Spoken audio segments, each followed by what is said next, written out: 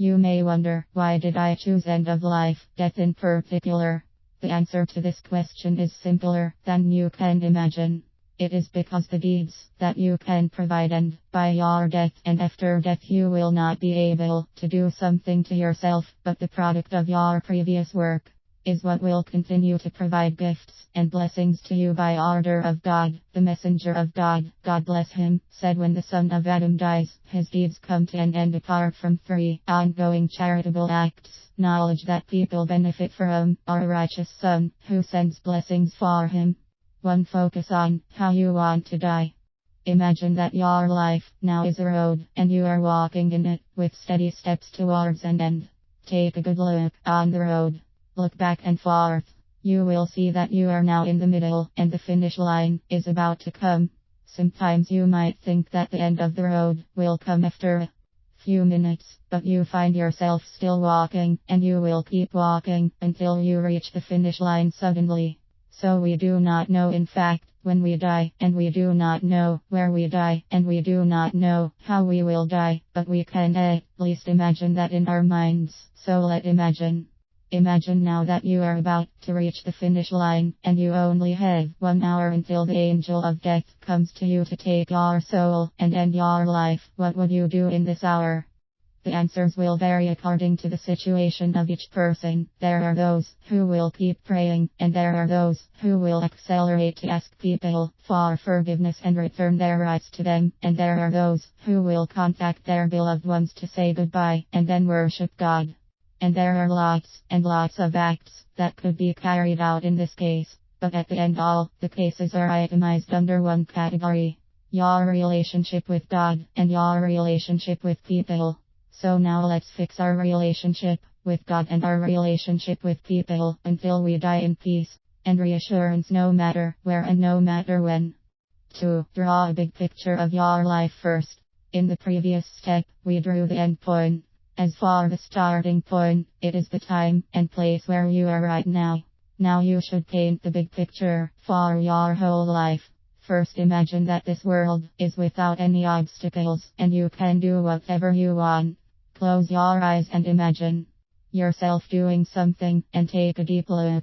Is what you are doing will lead you to the end point that you want or not?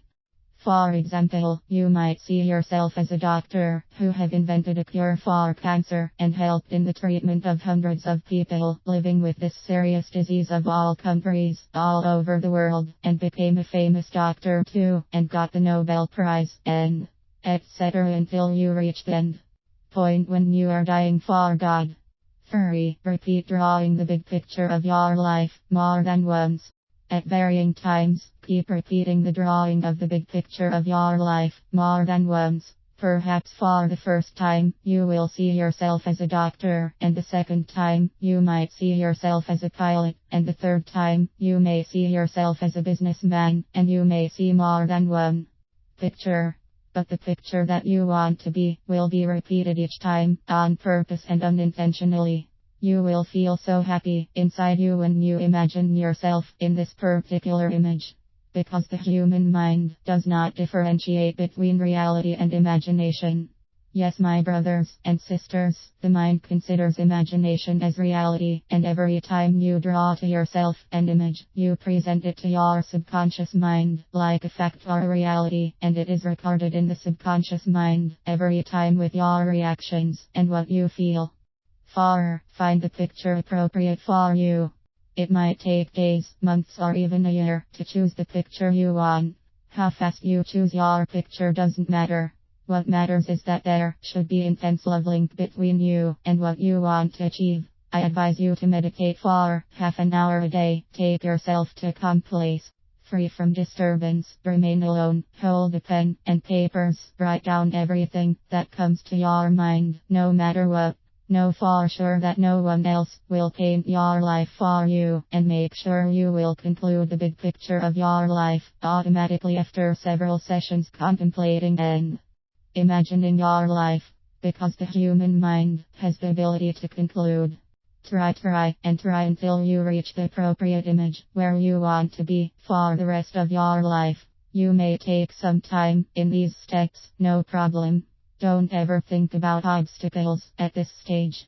You are in the phase of imagination and dreams, and make sure that God will pave the road for you. 5. Congratulate yourself for completing 50% of the success plan. I did not put this step as a sense of humor, but really congratulate yourself and treat yourself to a nice pizza or buy yourself a present. Because you have passed 50% of the success plan and you finished one of the most important steps and most influential at all, and I shall give you a practical example. Imagine that you will travel to Paris. Once you go out of your house, will you take a ride by any car and just go to wherever it may be going? Of course not. You know that your end will be in Paris. You will plan everything ahead, starting from what you will be wearing to learning about transportation, city attractions, etc. until you reach your destination. So you will go in the directions that you set for yourself in advance. By completing the previous 5 steps, you plan the road you will be walking in for the rest of your life until you die in peace for God. 6.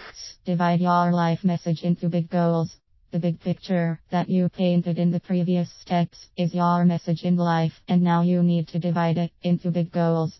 For example, if you want to be a professional translator, you need to master your native language in addition to another language, and mastery of a language requires to attend classes in a training center and taking notes, etc. So, you need to have the price of the training course and to have the time, etc.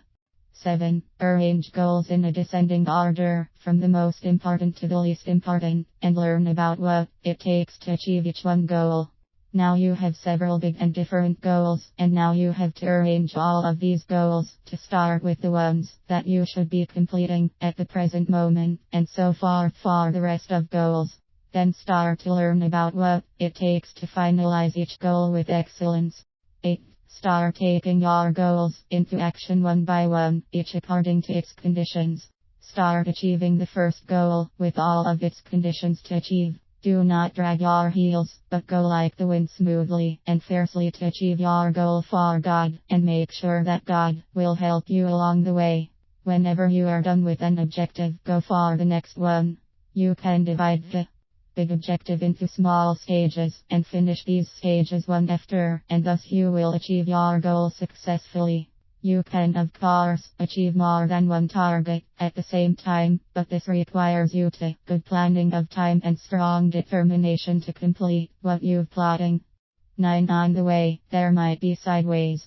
Focus on the target you want to hit, not paying attention to the road turns and temptations, and remember that before you started, you decided to go in this journey for God, so stay focused, and you will master your way, and you will know every nook and cranny of it.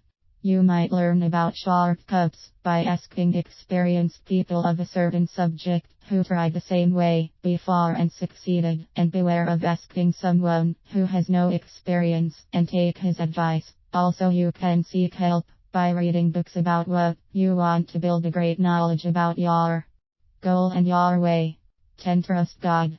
When you have a full knowledge of what you have to do, and when you learn how to achieve what you want to do, and when you have the intention to start work, trust in God. Because God will always assist you, and you will always resort to Him. So put your trust in Him first and foremost, and make your intention of doing all the work is for God. You will not regret that. Here we have finished this subject. Do not read and leave. You can add an extra step you see relevant we haven't covered. You can also share this topic with your friends. One of them might benefit from it.